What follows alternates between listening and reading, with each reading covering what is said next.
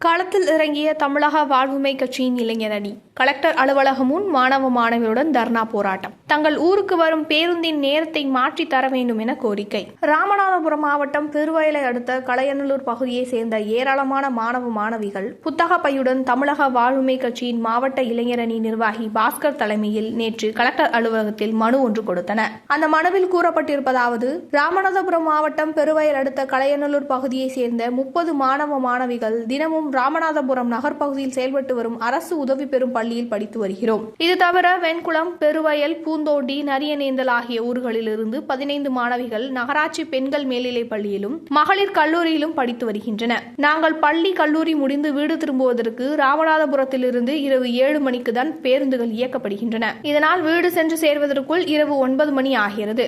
இதனால் இரவில் படிப்பதற்கு முடியாமல் போய்விடுவதோடு மறுநாள் காலை எழுந்து படிக்க முடியாமலும் சரியான நேரத்திற்கு பள்ளி கல்லூரிகளுக்கு செல்ல முடியாமலும் அவதியடைந்து வருகிறோம். இதற்காக பள்ளி கல்லூரிகள் முடியும் நேரமான மாலை 5 மணிக்கு ஊருக்கு செல்ல வசதியாக பேருந்துகள் இயக்க அல்லது பேருந்து நேரத்தை மாற்றி தர வேண்டும் என பலமுறை போக்குவரத்து அதிகாரியிடம் மனு அளித்தும் எந்த பயனும் இல்லை.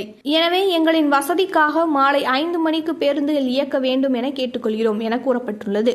முன்னதாக கலெக்டரிடம் மனு அளிக்க புத்தக பைகளுடன் 30க்கும் மேற்பட்ட பள்ளி மாணவ மாணவிகள் வந்தபோது அவர்கள் அனைவரையும் மொத்தமாக கலெக்டர் சந்திக்க அனுமதிக்க முடியாது என்றும் 5 பேர் மட்டும் செல்லுமாறும் கூறி பாதுகாப்பு பணியில் இருந்த போலீசார் தடுத்தனர். கலெக்டரை சந்திக்க அனுமதி மறுத்ததால் மாணவ மாணவிகள் சாலையில் அமர்ந்து தர்ணாவில் ஈடுபட்டனர். இதனைத் தொடர்ந்து அனைவரும் அனுமதிக்கப்பட்டனர்.